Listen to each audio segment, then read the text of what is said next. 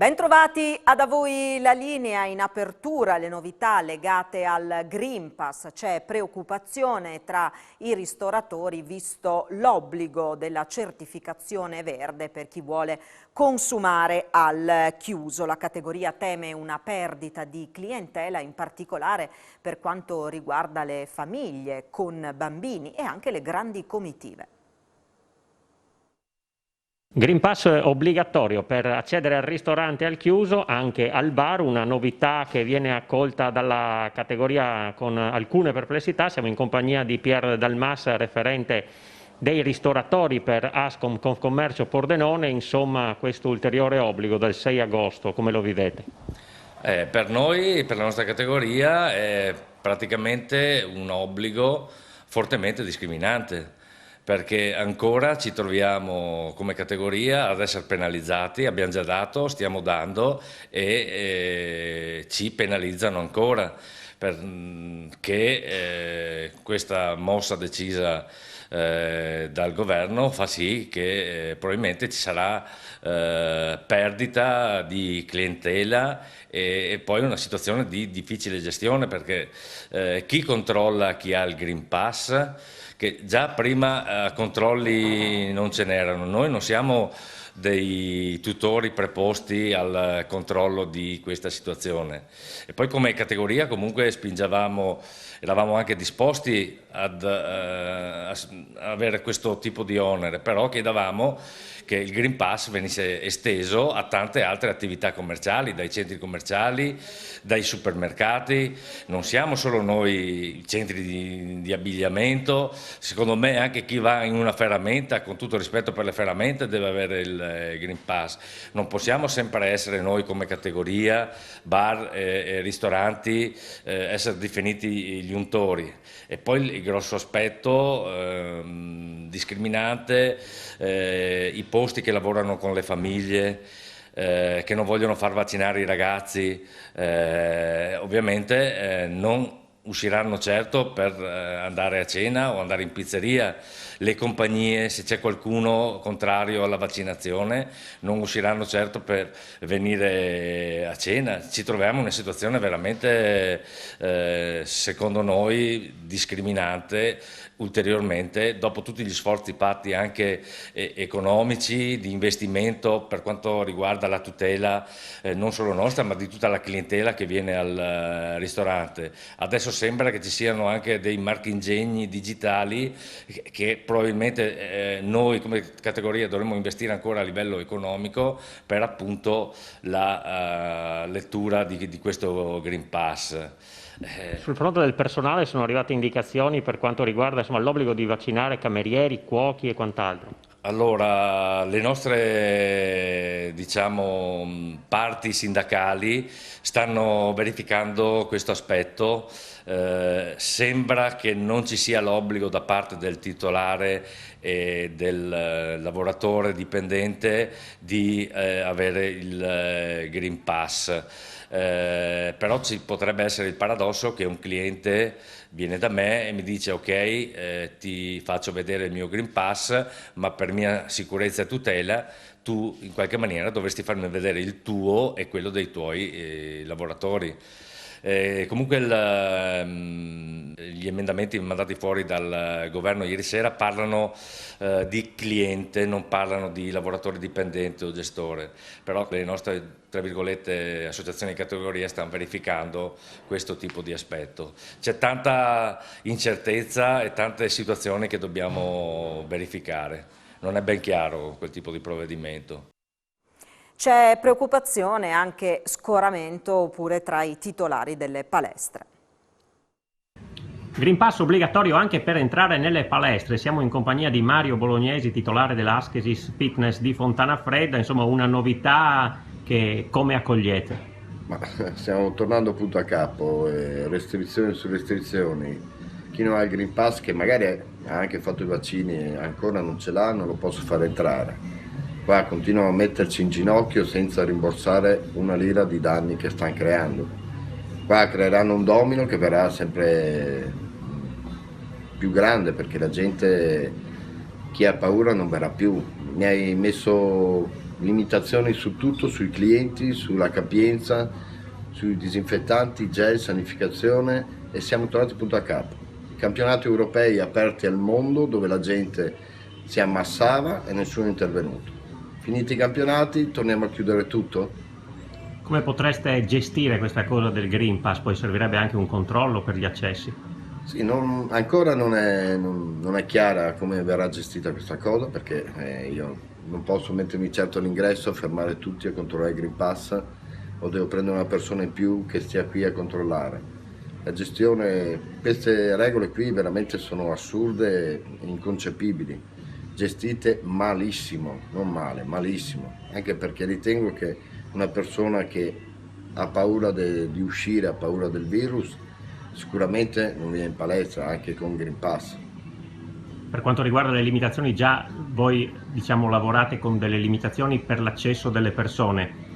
Ci sono indicazioni se con il Green Pass potreste accettarne di più, Ma io, come ho detto nelle volte precedenti, la capienza della sala attrezzi è per 50 persone. Noi già all'epoca e adesso di nuovo facciamo entrare un massimo di 25 persone per un'ora e mezza.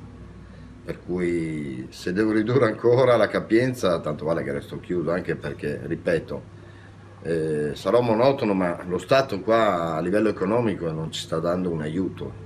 Noi abbiamo ricevuto il 18 novembre 2020 dei ristori in più se non ricordo male, un mese fa, ma cifre irrisorie per un'attività che è un anno quasi che è chiusa. Per quello che ha sentito, i clienti come possono aver appreso questa novità? Ma ancora devo dire non ho avuto riscontri, perché è venuta fuori ieri la notizia, per cui non so ancora come verrà gestita e come potremo gestirla, e che contraccolpo soprattutto avremo noi come attività, perché se io devo ricevere 10 persone alla volta, tanto vale che sto chiuso, i costi continuano a girare qua. La vivete come un'ulteriore limitazione, si è confrontato anche con i colleghi?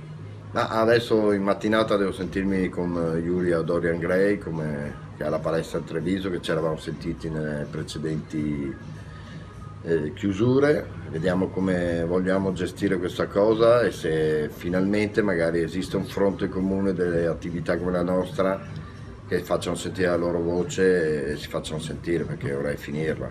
Siete pronti a eventuali proteste anche pacifiche come avete fatto in passato? Sì, io come ho detto le altre volte, io vado avanti, non mi fermo, io voglio che mi diano delle risposte, Draghi o Federica, chiunque venga qui e mi spieghi cosa devo fare e come lo devo fare, perché se non volete farmi lavorare me lo dite. Confidimprese del Friuli Venezia Giulia lancia un nuovo sistema facilitato di accesso al credito per le piccole imprese. Piccoli imprenditori artigiani potranno avere finanziamenti e crediti facilitati. La presentazione in tarda mattinata in Camera di Commercio a Udine. Assessore, Confidicash un aiuto importante per le piccole imprese del territorio. È uno strumento che ho sposato davvero con piacere, una dimostrazione di quanto il nostro sistema Confidi in generale si stia evolvendo, quindi non più solo garanzie o servizi, ma anche aiuti concreti a quell'importante comparto produttivo della nostra regione, caratterizzato dall'essere micro o piccola impresa che difficilmente trovano credito in banca, con degli aiuti diretti in contanti fino a 50.000 euro. Insomma, penso che sia un segnale vero di aiuto, di sostegno e di vicinanza nei confronti delle nostre imprese, dei nostri imprenditori. Lei ha ricordato la difficoltà dell'accesso al credito di alcune piccole imprese che magari hanno sofferto particolarmente quest'anno e mezzo. Ma sono proprio quelle che stanno riscontrando difficoltà nell'accesso al credito e le banche, come voi ben sapete, oramai ragionano con degli indicatori di bilancio, con dei ratios che rischiano di vedere queste piccole imprese assolutamente soccombenti, o altrimenti hanno la possibilità di avere accesso al credito ma a dei costi che sono esorbitanti. Questo strumento invece consente con velocità, semplicità e mi permetto anche di dire non onerosità di intervenire direttamente su questi piccoli tagli che sono vitali, io dico, per queste categorie. Presidente, questo strumento non è concorrenziale alle banche, è parallelo alle banche, aiuta le piccole imprese che magari hanno difficoltà dell'accesso al credito. Allora, noi siamo un organismo vigilato da Banca d'Italia, come tutte le banche, per cui questa è una possibilità che ci viene data dalla normativa. Il nostro interesse è coprire uno spazio di evoluzione del sistema bancario. Noi non siamo in concorrenza, ma quando i dati nazionali di CRIF ci dicono che il digital lending nell'ultimo anno è aumentato del 450%, avendo volumi che superano il 1.600.000, capisce che sono una quota importante di mercato che nel nostro target di associati, che è quello della piccola e media impresa fatta di artigiani, commercianti, di indotto all'industria, è uno strumento che non possiamo mettere in campo in questa regione, in questo momento. Ci diventa uno strumento fondamentale per ragionare su una ripartenza e qui siamo, diciamo, a supporto, oltre che con la garanzia, di tutto il sistema bancario. Tracciamo un po' il profilo di chi può accedere a questo credito. Allora, questo è accessibile da tutti gli associati di Confidimprese, che in questo momento sono 14.500, ma tutti si possono associare. Noi siamo una cooperativa, siamo un braccio operativo della regione, ma non siamo un ente pubblico perché siamo a partecipazione privata. Faccio un esempio: un pittore, una parrucchiera, un piccolo artigiano, un commerciante che ha necessità di avere un finanziamento veloce sotto forma digitale, con una risposta che va nelle 48 ore, capite che può essere uno strumento che esula dal circuito bancario, ma che gli può permettere in un momento di difficoltà di avere subito una risposta. Ci fermiamo per la pubblicità, tra pochissimo con A voi la linea.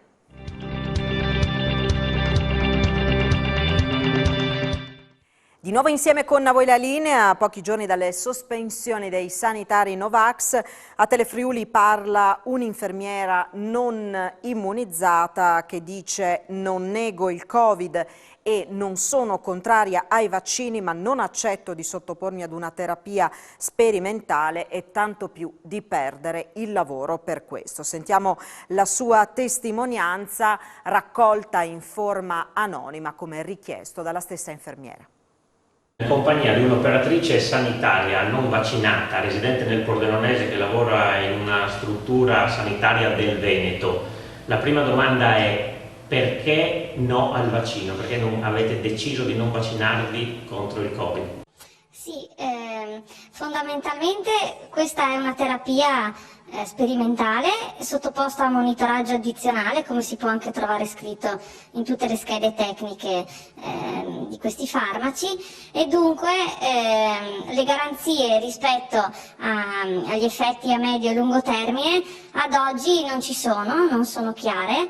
E inoltre non sono nemmeno chiari gli effetti di protezione verso il virus, e dunque ci ritroviamo ad essere molto perplessi su questa somministrazione, nel ricevere questo farmaco sperimentale. Voi siete stati più volte invitati a sottoporvi alla vaccinazione dalle aziende sanitarie, ma non vi siete presentati all'appuntamento?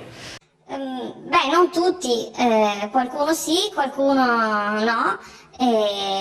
Chiaramente da gennaio a oggi sono state fatte pressioni in modi svariati, insomma, dalla semplice sollecitazione del coordinatore fino anche in alcuni casi alle lettere di invito da parte dell'azienda sanitaria, ma non c'è stato un trattamento uniforme ad oggi. Lei è un'infermiera, il Covid l'ha visto con i suoi occhi, non nega evidentemente la malattia, che rapporto ha con i vaccini, cioè in precedenza si è vaccinata per altro? Allora, sì, io sono vaccinata per tutto quello che ci si doveva vaccinare quando ero bambina, e anche crescendo, quando ho iniziato la mia professione, sono stata sottoposta a vari vaccini che ho eseguito sicura della loro efficacia, ma anche del loro non recarmi danni. Il Covid c'è, ha fatto le sue vittime, però esistono anche protocolli di cura che possono prevenire la situazione grave. Nella primavera del 2020 si parlava di ozonoterapia qui a Udine, ad esempio, si parlava di plasma iperimmune, quindi le alternative ci sono, ma non lo so perché vengano sepolte sotto tachipirina e vigile attesa. Ecco. Adesso intanto sono partite le lettere di sospensione da parte del Dipartimento di Prevenzione, gli ordini hanno cominciato a sospendere. Come vivete questa impossibilità eventuale di lavorare in seguito a questa vostra decisione e se prevedete delle azioni anche di ricorso per questo? Lavorare è un diritto e credo che dover vincolare il lavoro a una somministrazione di un farmaco per giunta sperimentale sia un abominio. So che queste lettere sono state inviate e io sono in attesa di ricevere queste lettere. La preoccupazione di rimanere a casa senza stipendio c'è, però c'è anche la voglia di far sentire che non siamo negazionisti e ci teniamo alla salute nostra e dei nostri pazienti e degli altri cittadini, e quindi siamo disposti a far sentire anche le nostre ragioni. Grande festa ieri sera a Flambruzzo di Rivignano per Alex Meret, campione d'Europa con la nazionale italiana. Originario della piccola frazione del comune di Rivignano Teor, Meret ha ricevuto una targa dalle mani del sindaco Anzil e poi naturalmente un abbraccio da parte di tutta la comunità che lo ha visto crescere. Alex Meret, che effetto fa tornare nella tua Flambruzzo da campione d'Europa? È una grandissima emozione essere qua a vedere tutta questa gente, tutto il loro affetto mi riempie d'orgoglio. Abbiamo fatto un'impresa davvero eccezionale e siamo contentissimi di aver regalato tanta gioia e tanta felicità a tutti gli italiani. Avete fatto gruppo da subito, ci credevate veramente fino alla fine? Ma sicuramente ci credevamo fin dall'inizio, ovviamente arrivare fino in fondo e vincere non è mai facile, però partita dopo partita avevamo sempre più fiducia, più motivazione per portare a casa il trofeo e alla fine ce l'abbiamo fatta. Penso che la differenza l'abbia fatta il gruppo perché eravamo proprio come una famiglia, tutti pronti a dare una mano all'altro e si è visto in campo e siamo felicissimi. Vi hanno paragonato all'Italia di Bearzot dell'82, farete scuola, lo pensi? Ma penso che siamo stati un grandissimo esempio per tanta gente, quindi sicuramente questo ci riempie d'orgoglio e speriamo di continuare a regalare altre gioie. Col sindaco Mario Anzil, quale onore avere qua un campione d'Europa. Certo, per la piccola comunità di Flambruzzo dove ci troviamo adesso e per tutto il comune di Rivignano Teor è effettivamente un grande onore poter vantare i natali di Alex Meret, che oggi è campione d'Europa, però è già nei nostri cuori da tempo per i suoi successi sportivi e anche perché è un ragazzo che ha saputo rimanere con i piedi per terra e diciamo, a seguire quei valori che la famiglia e penso un po' anche questa comunità di Flambruzzo gli ha trasmesso. Per questo siamo doppiamente orgogliosi di lui. Tra l'altro lui ha sempre mantenuto il legame col territorio, no? Cioè lui è via per lavoro, però se torna sempre qua. Certo, sì, tra le caratteristiche di cui parlavamo c'è anche questo legame con il suo territorio che non è mai venuto meno e che è un affetto reciproco suo nei confronti del paese e del paese nei confronti naturalmente suoi. Quindi un piccolo paese dove ci si conosce un po' tutti, lei ha ricordi di Meret, che ricordi ha? Beh, noi per esempio una decina di anni fa, quando era ancora giovanissimo, l'abbiamo anche allora premiato perché già aveva un talento naturale e anche in famiglia aveva una tradizione di portieri. Suo zio di Flambro era un portiere e anche una persona molto nota in paese. E questo appunto è un paese piccolo, come si diceva, e come una grande famiglia e lui è uno di noi. Giovanni D'Orlando, assessore allo sport di Rivignano Teor, con la maglia originale di Meret. Beh, sì, questa maglia è stata donata a me da Alex Meret nell'occasione della partita Lazio-Udinese, partita di Coppa Italia, io rappresento allo Stadio Olimpico e gli ho urlato Rivignano c'è quando faceva il riscaldamento, poi lui a fine partita gentilmente è venuto a consegnarmela. Poi me la sono fatta autografare in un secondo momento quando è venuto in ferie a Rivignano in quell'anno. Rivignano c'è e anche Alex c'è a Rivignano. Sì, beh, Alex, noi siamo orgogliosi che lui è praticamente, che fa parte della nostra comunità speciale, perché voglio dire la comunità di Flambruzzo, frazione di Rivignano, dove lui è nato e cresciuto, logicamente è una comunità che gli è sempre stata molto vicina e lui anche, io penso, per la sua carriera ha preso anche esempio dai suoi concittadini, ecco. Quindi lui rappresenta un po' lo spirito dei cittadini di Flambruzzo. Ah beh sì, qui sono grandi lavoratori, non parlano tanto, come vediamo anche Alex, non lo vedi tante volte che fa interviste, ma lavorano duro e lui è un ragazzo che fino adesso tutto quello che ha conquistato se l'ha conquistato con le proprie forze. Friulani veri, friulani concreti. Ah beh sì, il friulano come diciamo noi, finisce di lavorare quando il lavoro è finito, voglio dire. Domenica 25 luglio a partire dalle 17:30 Telefriuli proporrà in diretta la convention annuale dei friulani nel mondo che sarà ospitata al Teatro della Corte di Osoppo. Particolarmente evocativo il titolo scelto quest'anno per l'evento, Guardians Paldoman, custodi per il futuro. Ne abbiamo parlato con il presidente dell'Ente Friuli nel Mondo, Loris Basso. Guardians Paldoman, custodi per il futuro. È questo l'evocativo titolo scelto per la convention annuale dei friulani nel mondo, in programma domenica 25 luglio al Teatro della Corte di Osoppo e che sarà trasmesso in diretta su Telefriuli alle 17:30. Un anno fa su quel palco ci si era lasciati con l'auspicio di ritrovarsi in presenza in grande stile a un anno di distanza, ma l'evoluzione della pandemia non lo ha consentito. Il sipario comunque si alzerà anche quest'anno, con i riflettori puntati sulla cultura, uno dei settori maggiormente colpiti dalla pandemia.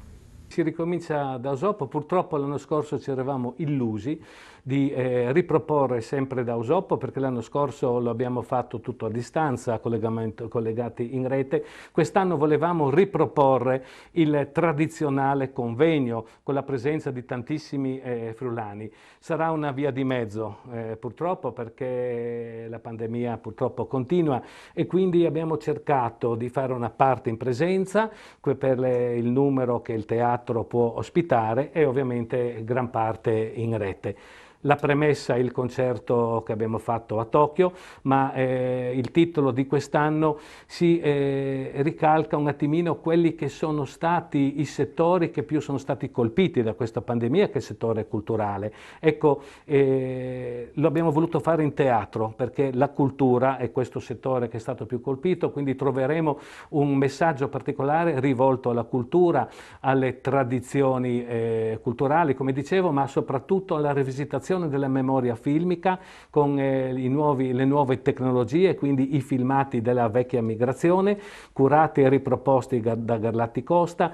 Ci sarà uno spazio ovviamente per il Mittelfest, perché noi abbiamo riproposto e proponiamo delle convenzioni particolari con i nostri friulani per partecipare a questo festival che rappresenta l'intero Friuli, per concludere poi con quel grande concerto dedicato alla musica delle nostre tradizioni, ma proposto dal Conservatorio Statale di Musica di Udine. Qui ringrazio la direttrice Flavia Brunetto, che è anche vicepresidente dell'ente, per aver messo a disposizione un ensemble particolare che proporrà le nostre vilotte rivisitate e quindi anche con maggiore attenzione dedicato ovviamente ai giovani, perché questo è il motivo della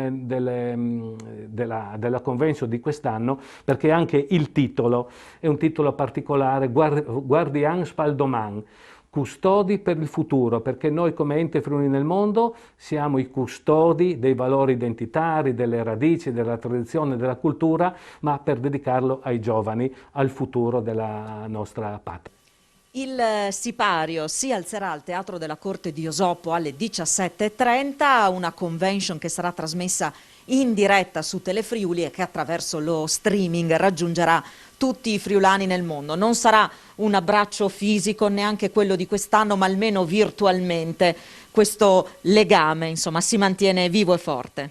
Sì, purtroppo quest'anno l'impegno è raddoppiato perché anche tutti i diversi progetti che abbiamo riproposto durante l'anno per mantenere vivi questi contatti vengono fatti in streaming, quindi è un lavoro quasi doppio, e però c'è tantissima partecipazione e quindi vedere la partecipazione immensa a qualsiasi ora del giorno e della notte, perché i fusi orari creano ovviamente dei problemi, però abbiamo riscontrato tantissimo interesse, tantissima presenza, ma in modo particolare dei giovani, e questo per noi è un grandissimo successo. Il giornalista Antonio Caprarica e la regina Elisabetta, protagonisti a Lignano degli incontri con l'autore con il vino. L'immutabilità della regina Elisabetta è il segreto del suo successo che l'ha trasformata in un'icona globale. Antonio Caprarica, il maggior esperto italiano della Casa Reale, l'ha raccontato nel libro Elisabetta, per sempre regina, la vita, il regno e i segreti, che ha presentato agli incontri con l'autore con il vino di Lignano. A lei, che ben pochi possono vantarsi di conoscere, Caprarica ha dedicato un'indagine penetrante e documentatissima alla ricerca dell'Elisabetta segreta, dei sentimenti, dei sogni, dei tormenti nascosti dietro la maschera offerta ai sudditi e ai media nelle situazioni ufficiali. Un'occasione per ripercorrere i momenti più significativi di un regno punteggiato di record e per avvicinare, attraverso un racconto appassionante, una donna straordinaria che, qualunque sarà la sorte della dinastia, sarà regina. Quando Elisabetta salì al trono nel 1952, Truman governava gli USA e Stalin guidava l'URSS. 7 decenni più tardi, dopo la fine dell'impero britannico, il crollo del comunismo, diverse tragedie collettive e da ultimo perfino una pandemia, lei è ancora al suo posto, anacronistica nei suoi completi pastello come nella sua rigida etichetta, impassibile di fronte alle tempeste e agli scandali che si sono accumulati nella vita della famiglia reale, dai vari divorzi alla morte di Diana, dai sex affair del principe Andrea alla ribellione di Harry e Meghan. Se gli avvenimenti sollevano più di un interrogativo sulla sopravvivenza della corona, è innegabile però che la regina, dopo aver consacrato la sua lunga vita alla monarchia, sia ormai universalmente il simbolo del suo paese. La copertina infatti suggerisce proprio questa duplicità, è una personalità sfuggente, si potrebbe dire, direi non sfuggente perché lei come dire, non sia definibile, ma perché lei ha deciso di sacrificare il suo io più profondo e più autentico per fonderlo con quella corazza di dignità, di protocollo, di dovere che è la sua figura reale, la sua figura di regina.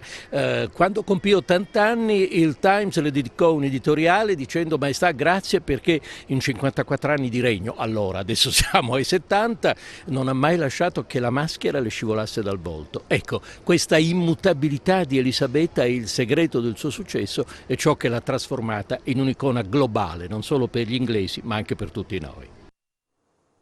È tutto per oggi, ci fermiamo qui, grazie per averci seguito, buon proseguimento di giornata, arrivederci.